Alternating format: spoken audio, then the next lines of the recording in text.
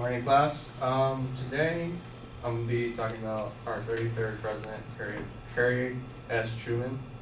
Harry S. Truman's decision to use an atomic bomb during the World War II to end World War II was the most decisive option to make to end a world war. And I'm here to open up your minds to hopefully persuade you and to think about the concept of the time that what he did was a big hardship for him to take.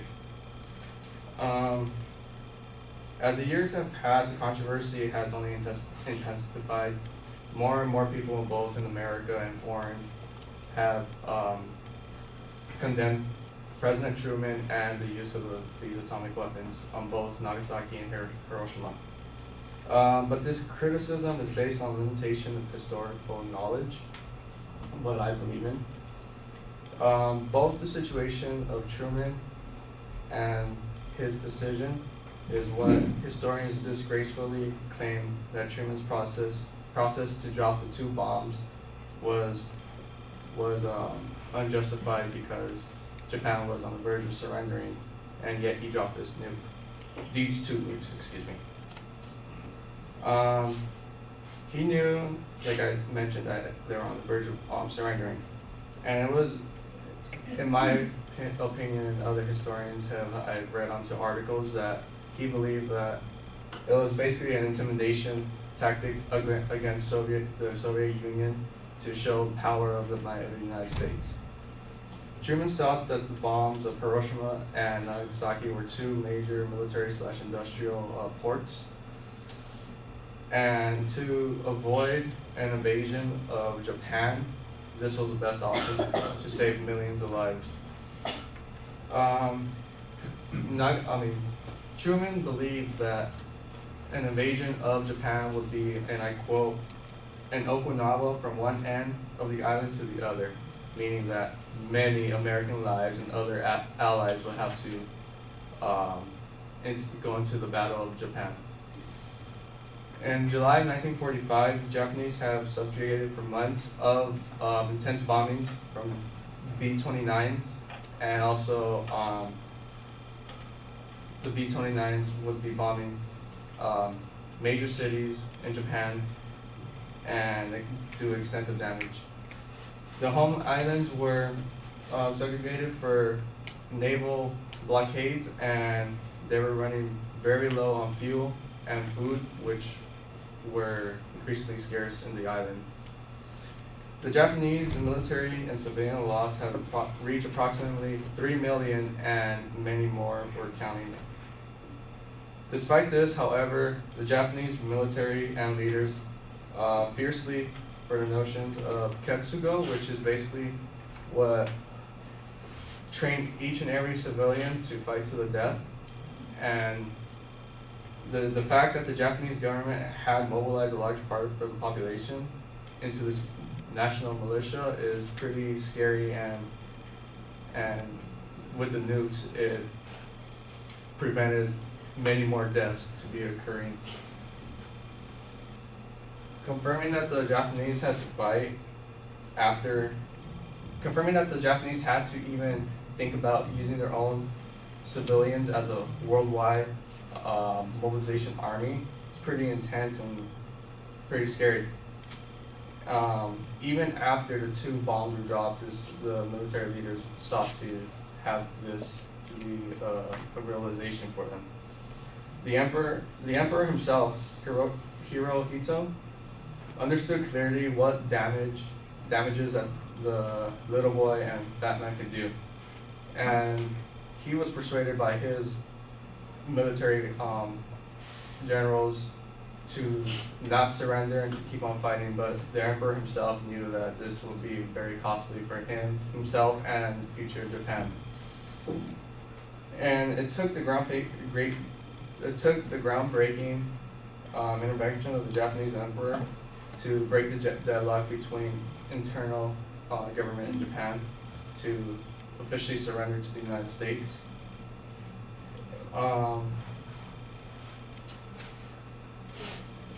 Even with all the other alternate scenarios that Truman could have faced, the American victory was sure to come sooner or later, and all would have meant a greater American and Allied casualties, like I mentioned earlier. Japanese civilians and military casualties would be way on top rather than any other countries that would be pouring in troops into the Japanese island. And according to American military estimates at the time, for troops to be deployed into Japan will costly be around 1 million troops to be in Japan. Hard as it may be to accept that Japanese losses would have to be far greater without the bombs, and overall casualties would have intended thousands of Allied prisoners of war that the Japanese were planning to execute if there were a homeland invasion. So all those troops, those POW troops that the Japanese had, if they had to come to it of a Japanese homeland invasion, all of those POWs would be executed on the spot. And to conclude, Truman's use of the bomb should be seen as him choosing the least awful of the options that was given to him at the time. Even in retrospect, far removed from pressures that Truman faced in 1945, his critics have offered no serious convincing of proposals regarding a less costly alternative. The judgment of history is clear that the atomic bombs shortened the war, prevented a land invasion, saved countless and even more of both sides from bloodshed, ended the Japanese brutalization and the conquered peoples of Asia. And now my question to each and every one of you, given the alternatives, what would you have done as a moral person and have the power to end a world war? What would you have done? Drop the bombs or not?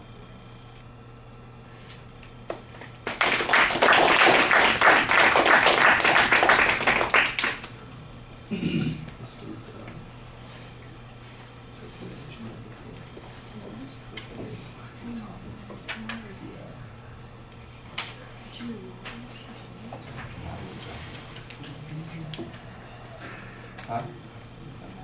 Oh, not for Korea. Just do.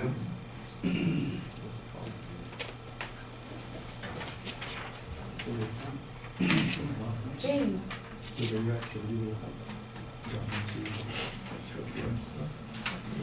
No.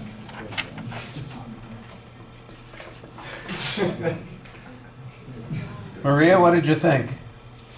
I think he gave the like really good information that he knew what he was talking about, and also he had like good eye contact, but he kept like reading his notes too much. But he still like looked up and still like talked to us, like, and he had like really good eye contact. Maybe he would like left the hat like in his desk and presented that way, but I think he did a pretty good job for it.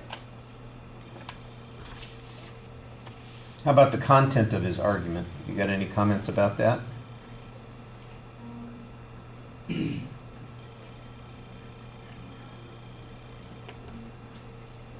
Okay, I'll make comments about that. That's fine.